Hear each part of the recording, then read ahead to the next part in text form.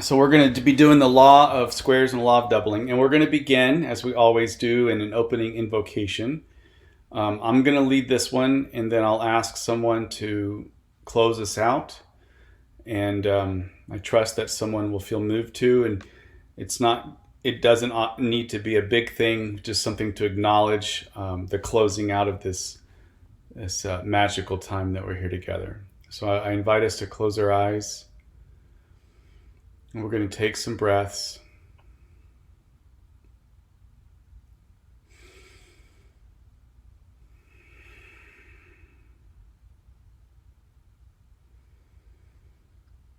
And we join our hearts together.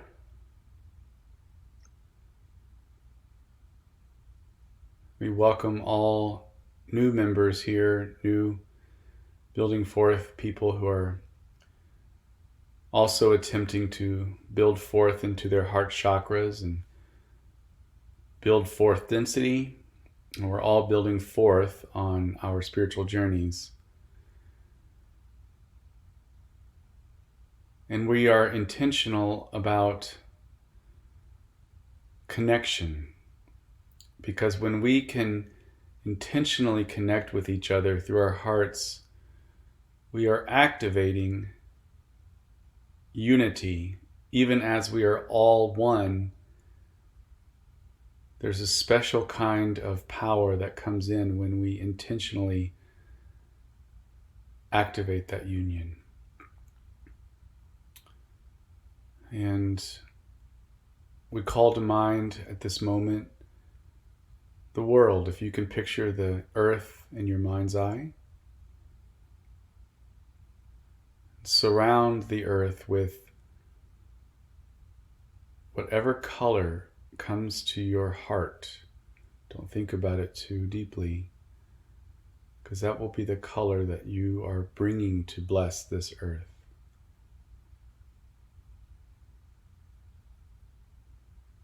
And we ask the one infinite creator to be in this conversation intentionally. We call upon the power, the love, the joy, the peace, and perspective to help us to understand a little bit more about how cosmic love evolves and flows. And we ground this invocation in deep, abiding gratitude for being here in the messiness, because it is the messiness, the asymmetry, that provides the diversity, which is held together and maintained by love. Amen. All right. Well, welcome everybody. It's good to see you here. And we're going to actually start right off the bat with a video, because we're going to be diving into the law of doubling. And what we're going to see, I'm hoping a couple of things happen. The first I want to say, though, is that these are all my distortions. So you're going to be getting a good whop of Doug's distortions, and hopefully we can all kind of share, so you'll maybe dilute some of those distortions. But we're going to be talking a little bit about a perspective that may speak to you. And as all things, we're going to try to situate the law of doubling or law of squares within the logos itself, and to see how it kind of begins from a primal place and then how it looks in our life. This is not a complex presentation, so I apologize. I didn't have a lot of time to put things together, but hopefully some of it makes sense as a starting spot. So we're going to begin watching a video. And before I do that, though, I do want to say, back in 2013, when I had my awakening, it was a kind of a Kundalini experience, to be honest. And what I heard, felt, whatever that is, the one infinite creator, whether it was my higher self or something, was very clear to me what I experienced, and that were words, and it was a vision, and it was this, that I heard these words, Doug, the Enneagram will be, it was something like the Enneagram will be the basis of the future knowledge of the world. It was something like that. And I had studied the Enneagram for many years. I was like, heck yeah, so I started teaching it more. But actually, the Enneagram is a lot bigger than just the psychological things that we say, the Enneagram 1 or 2 or 3, type 2, all of that. That's not that is not interesting and helpful, but the Enneagram itself, the 9 points, really are the basis of everything. So we're going to talk a little bit about that in this video right here. Okay. Yeah, there's a part of me that when I read In Search of the Miraculous by Gurdjieff, he had several chapters going on about numbers and the doubling, and it really was over my head for the most part. But this video was a good summary. I still am kind of curious as to the significance of it, and but it was cool. Thank you, Sarat. Anybody else have a thought on it? So I have a synchronicity. Okay. So I'm a trauma therapist. In fact, multi-generational trauma therapist, working with families and individuals. And today, while I was working out, I saw the flower of life, which is sacred geometry, same mathematical formula we were talking about right there. And I'm like, there's a pattern here, and I wonder if I could use this logic to discern and predict what's going to happen in trauma in families. And I haven't thought about this sacred geometry stuff in months and months and months. So for that to have come up today, not knowing what you were going to talk about, I think that's pretty interesting. I don't know what to do with it, but I think it's pretty interesting. Well, you're flowing in the mystery. That's good. All right, so we're going to try to tie it back into the law of one. I am going to reduce the video, so I'm not video, but like screen. So if you have a question, maybe just interrupt me because I won't be able to see you. So here we have just kind of looping it back to the law of one. Intelligent energy at the beginning is, we could call that 9, and the lady in the video called it source, or like all energy, like the concept of energy could be 9. But energy itself is not polarized until there is some manifestation. And basically from what I understand is that the 9, is energy itself, and then the 3 and the 6 kind of gird manifestation so it can happen. So in other words, you might see like the 9 could be the equivalent of building material. The 3 and 6 could be the equivalent of using that building material to create a skyscraper. And then all that happens inside the skyscraper over years, people's relationships and work and all that gets done inside that could be the other numbers in the flow. The flow means something. The 1, 2, 4, 8, 7, 5, and then back. So it kind of goes like the infinity circle, the infinity symbol. Anyways, in the 3 and the 6, I see the 3 as the original thought. Now, if you recall, Law of One, Ra talks about the original thought as the first thought that the one infinite creator had, and that is something like to know the self, to experience myself, to seek and understand myself through experience. but it does come back to like to know the self. And we can think of this maybe as a magnetically speaking, a positive, a moving out. But whenever you have an out, you're going to have an in. So almost immediately, you could say, we have the original desire. And the original desire Ra talks about is to seek and become one. So you have this moving out to know the self, expression, it's a positive movement. Then the negative movement, magnetically speaking, is to come in, to seek and unify and become one. So it's out and in. And basically the entire existence of the one infinite creator in every aspect, from largest to smallest in this fractalized universe, is all following the out and in. And what happens is that different levels of consciousness or different levels of manifestation can nuance the out and in, but it follows that exact same pattern. And that is interesting. So let me see what I have next. Yeah, this is something that Diana and Gary put together, so we'll get to that in just a second. But just take, for example,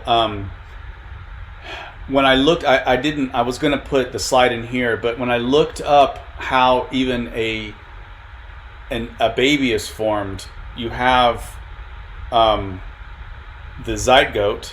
So you've got the sperm and the egg, and they are one. And then they split, so there's the two. And then they go to 4, and then 8, 16, and it goes out. So you'll see this in life, like the way even life itself comes to being follows this same law of doubling. In the manifested world, it happens. But then one of the things that we are privileged to experience as the one infinite creator in this third density is to experience the law of doubling through our use of will and faith. So not only is it true on a manifested level or a physical level that we were once a zygote, and then we multiply and multiply and multiply, and then we become Eric or Barbara, but consciousness works that way too.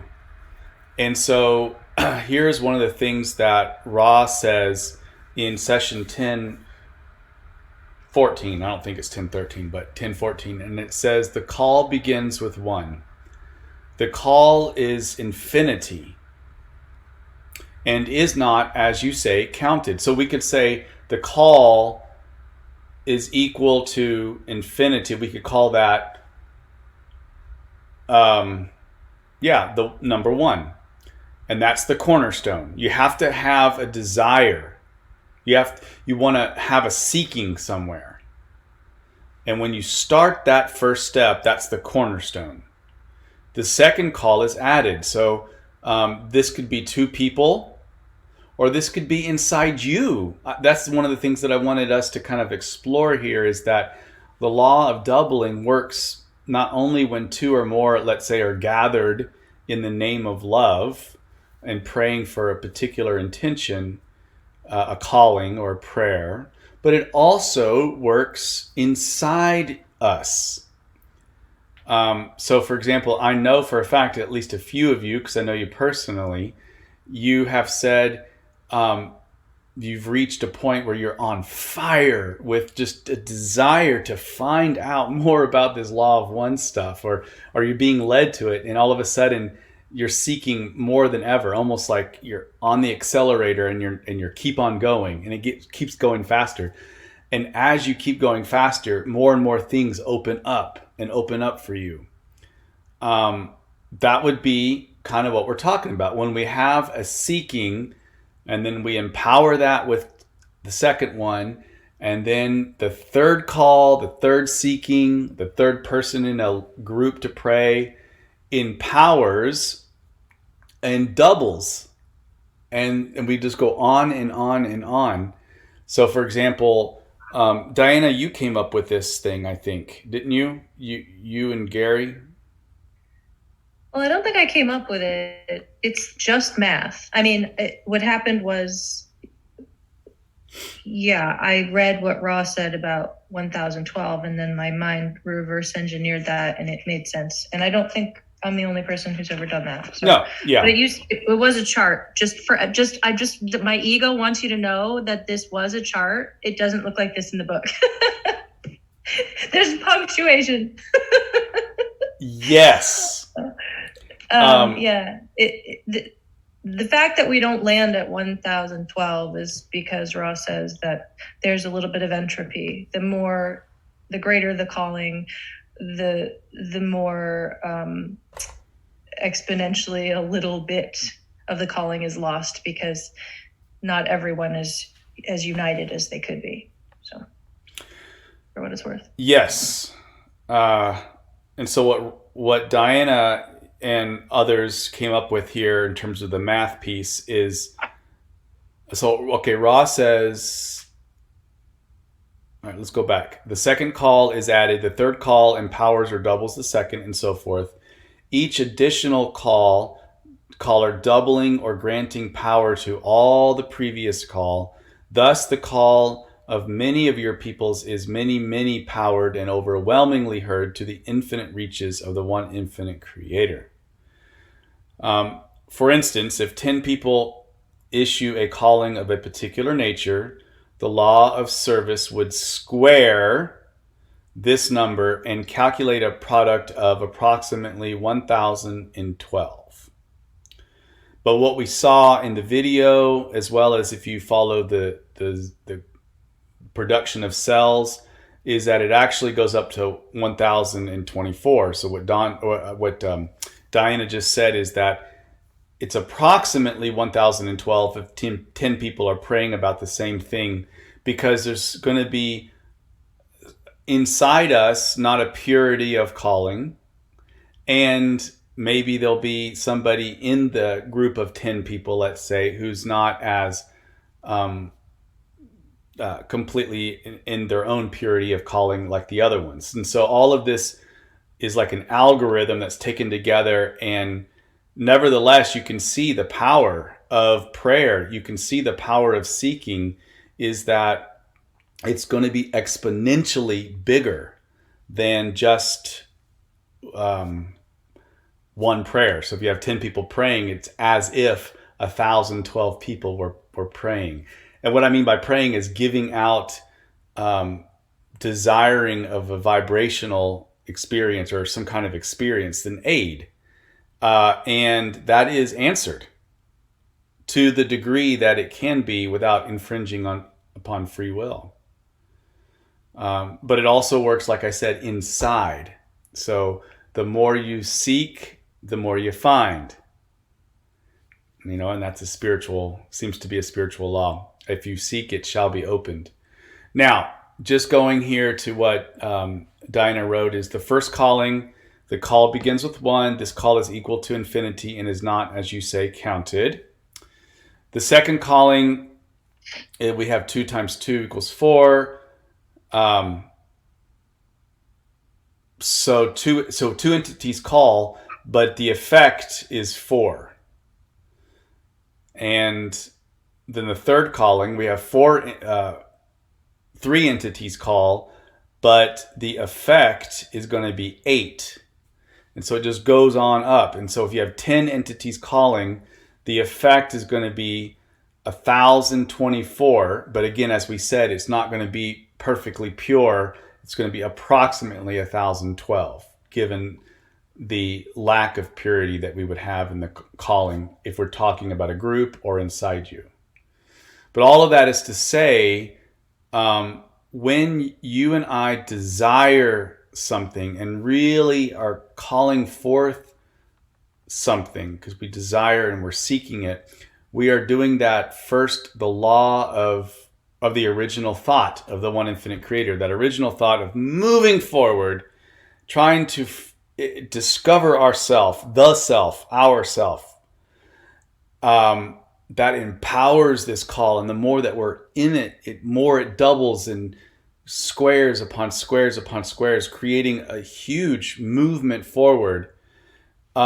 But also it's the law of, or the original desire, because we are manifested beings. And so it's not, our calling is, we almost always have two desires, is what I'm trying to say.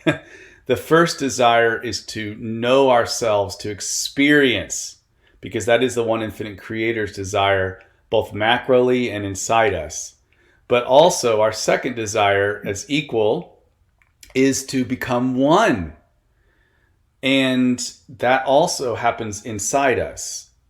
So, for example, if we really desire to have self-insight and learn about our own eccentricities or shadow self, and we really start seeking that, and we really desire it, maybe we're having a hard time in life and we want to get to the bottom so we don't keep repeating these, that starts off, that taps into this law of doubling.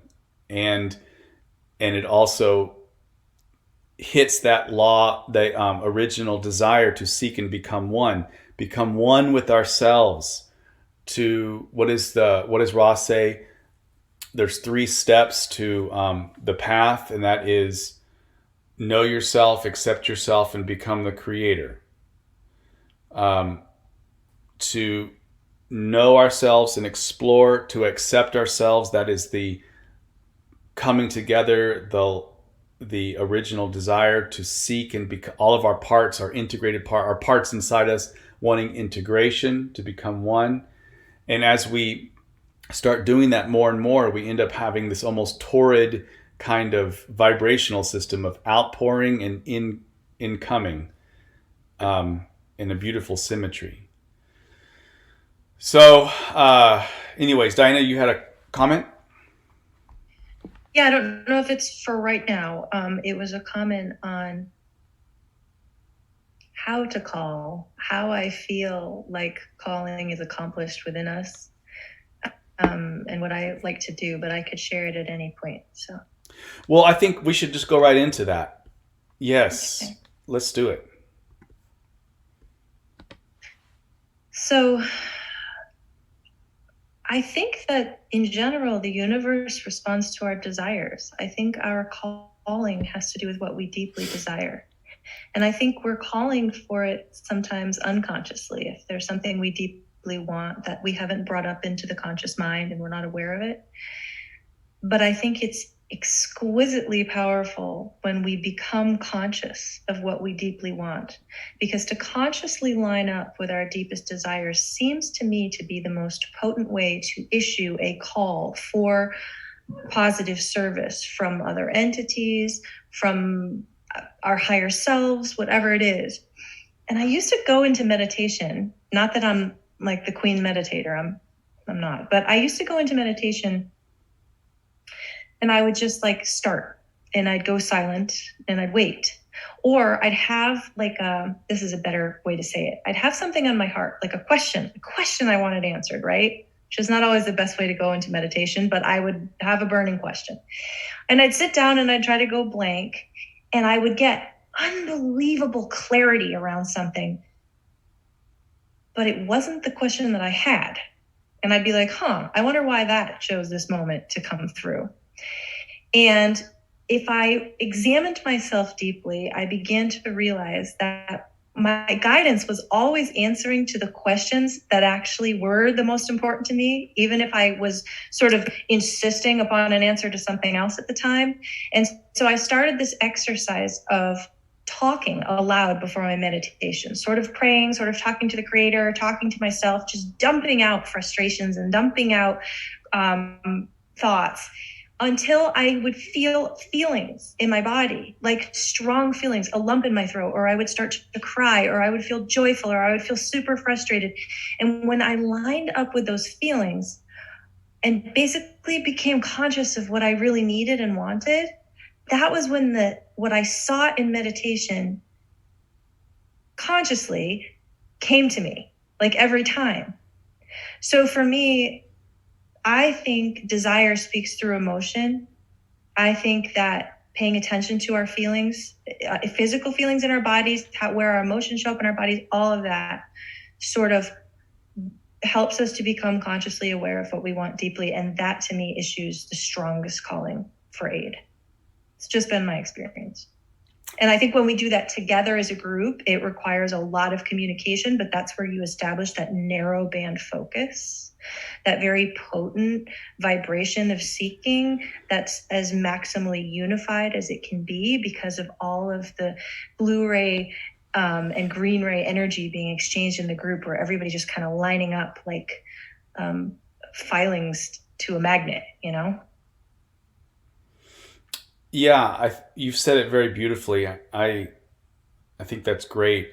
And what I would add to that is the more we have those kinds of experiences, just like practice, the more you have that kind of experience, and the next time you do it, you might even have more clarity, or the process, it actually becomes more streamlined for you. And that would be following in this cosmic law of doubling inside you. It's empowering and empowering and empowering.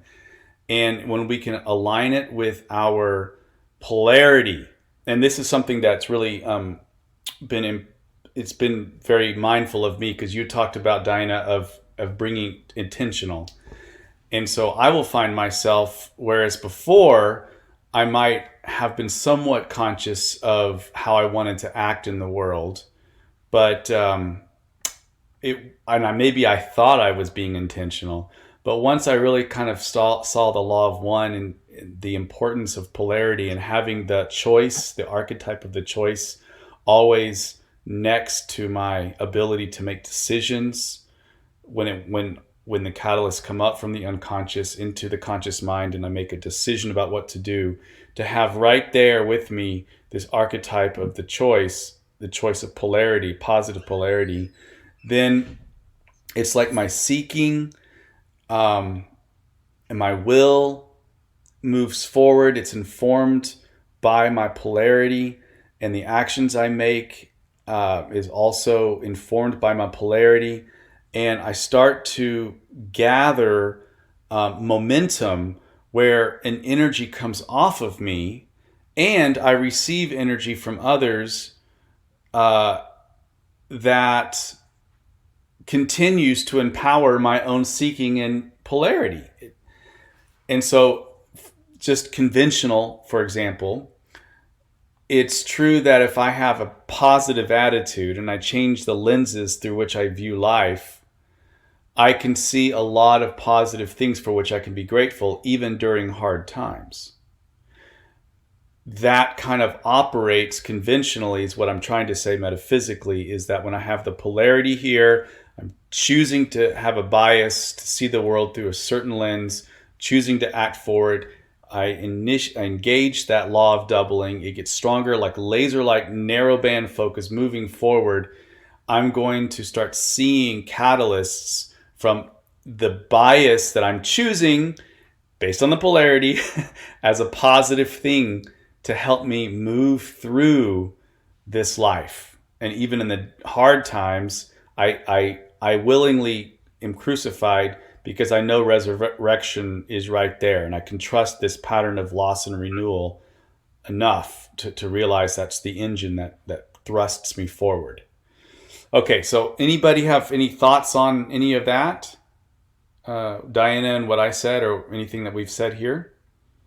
I have something. Yeah. I thought it was really interesting talking about this doubling. Like, I grew up in the Christian church, and my mom is very religious, and she definitely believes that this doubling effect in Christianity when you pray together.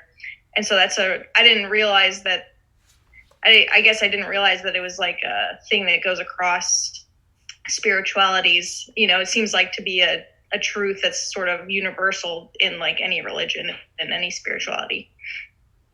When two or more are gathered in my name, I am there, kind of thing. Yeah. Exactly. Yeah. She thinks that the more people that pray, it like doubles just like this. I thought it's crazy.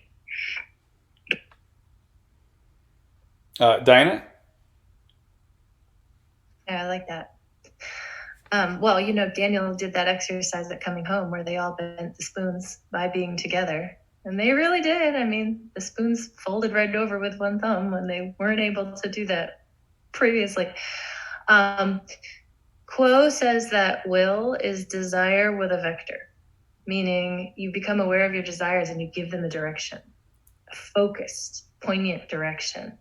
And Ra says that the strength of someone's will equates to their ability to call upon the light strength or the dark strength.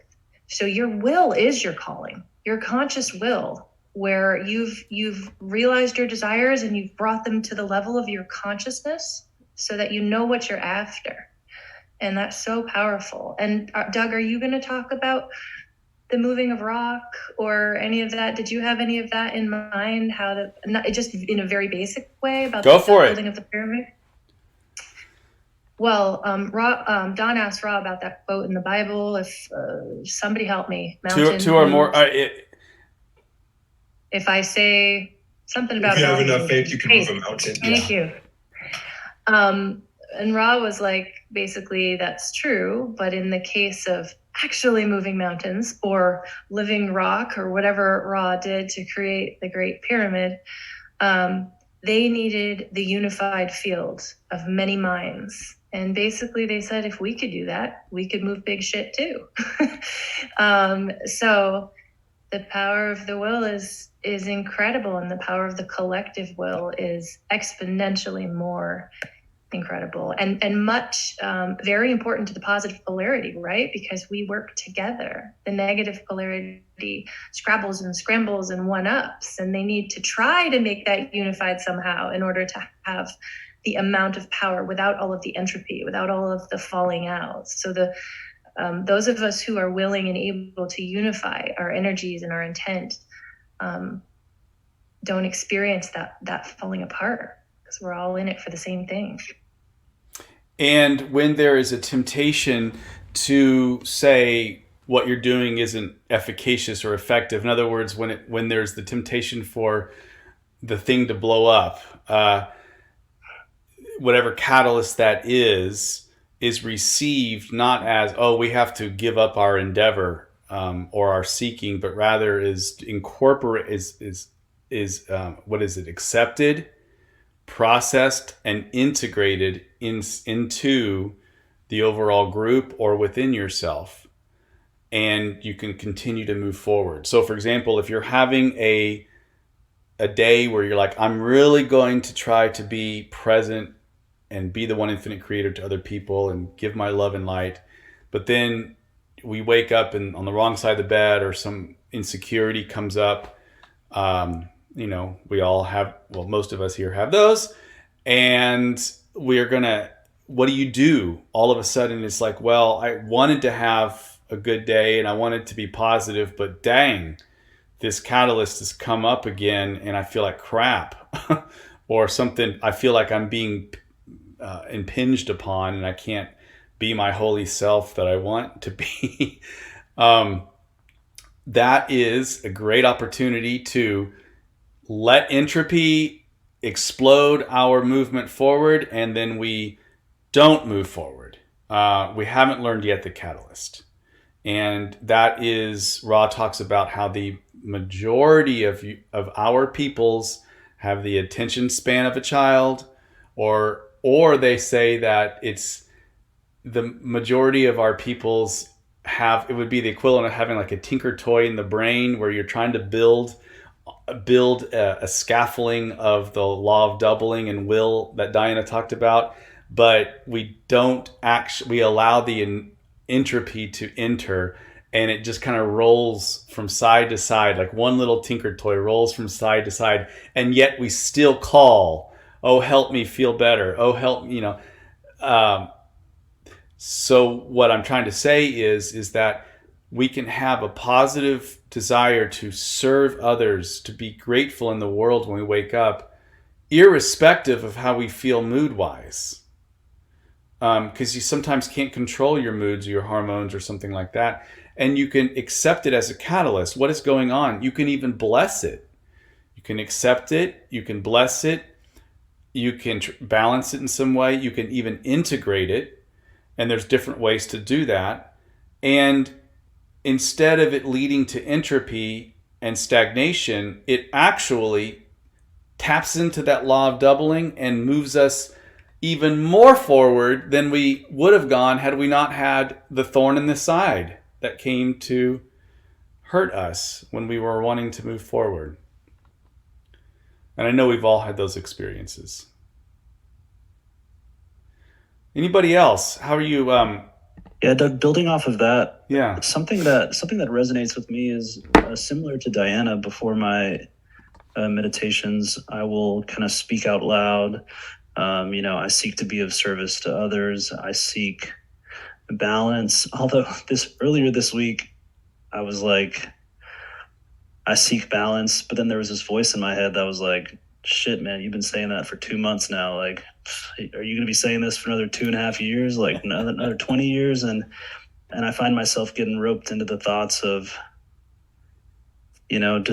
what does that even mean? What does that mean to be of service to others? Haven't I already been that? I mean, am I doing that? I'm not killing anybody. Like, I feel like the whole mental chess game starts, and I feel like my will, my faith, maybe it's my higher self, kind of kicks in and says, just say the words and live it, lean into it, press into it.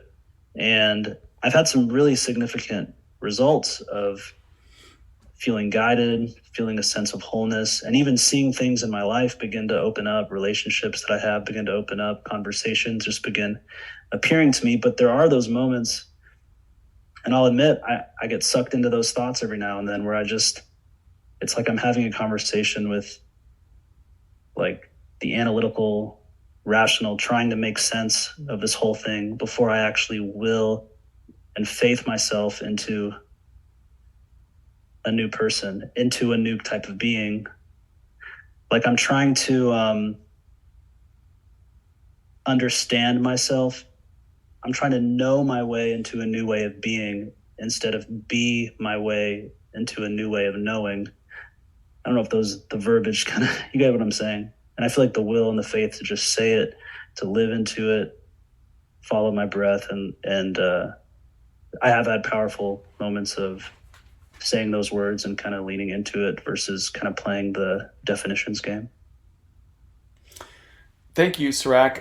Let me just add one thing to what you said very well is there's really never a time when we don't have will. Even though we feel like we're not motivated and we have no will, and that's 90% of my clients say I have no will. I've been there myself. But you can actually, in the moments of that entropy that comes in, those little thoughts that you had, what are you doing? All that thing. You can actually will. Now, this is what I'm about to say is very nuanced. So see if you can follow. Will your surrender to the fact that in the moment you have these thoughts. In other words, like will yourself to be open to the present moment that upon in this particular moment we are stuck in whatever feeling or thought, and you can will yourself into surrender, then bring it all the way around from gratitude that even in this mess, I am grateful for this mess that I'm feeling because I'm grateful that I can now choose to do something with it. And that does come from will, but we can will our surrender. You see? And that I think is really a great part of this law of doubling. It's much more pure and we start to get that doubling more quickly. But thank you for sharing. Diana. Quick little response to you, Sirach. Sirach? Is it Sirach? Sirach. I go by Sirach or Sirach. Thank you. I'm sorry. Sirach? Okay. You know that Ra talks about wanderers having several purposes. I don't know if you identify as a wanderer, but just the radiance of your own being is of service to this planet, according to Ra, and the outer stuff is the least of what matters, really.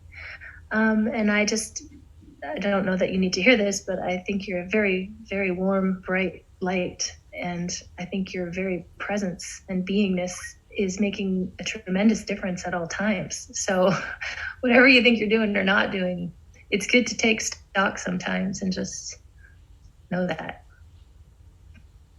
Oh, thank you. That's very kind. Appreciate it. Beautiful. Well, wonderful people. We are going to begin next week. For those of us who weren't here last week, is we talked about this cycle that we're starting. So today was the study group, and I led it, and we studied a little bit on the law of doubling, and then we talked about calling and prayer, and kind of opened up the way it did. And then next week we are going to be doing a meditation, and Barbara, I think, is going to be leading that. Am I right, Barbara? I wasn't going to lead a meditation. When you did the catalyst, went through the Hollywood squares. Oh, right. Yeah. So you're doing prayer. Right. Oh, I'm sorry. Yes. I see that now. So next week is prayer, and you'll be facilitating that. Prayer aren't we just talking about our joys and maybe struggle catalyst? Joys and struggles, and we can talk a little bit about that too next week, about how to listen for these things when we share them in a way that we're surrounding each other with love and light for our best and highest good. And that can, when we're all doing that, that's part of this law of doubling that we're picking. So today we have, I think, 17 people. Anybody want to do the raw math? And I mean that RAW and RA together. The raw math of what 17 people looks like. Is that what, 18,000 or something? I don't know. But it's a lot. So anyways, beautifully, thank you for your wonderful presence. Who would like to close us out tonight? And doesn't have... I'll just can I make a closing comment? Sure. If it's not necessarily prayer. I guess as I have been reading material voraciously since I first discovered the law of one over the last 4 or 5 years, and that, know yourself, accept yourself, become creator, that I've sometimes led in my meditations, and sometimes I think I understand it and then I don't understand it, and then it goes back and forth and back and forth and back and forth.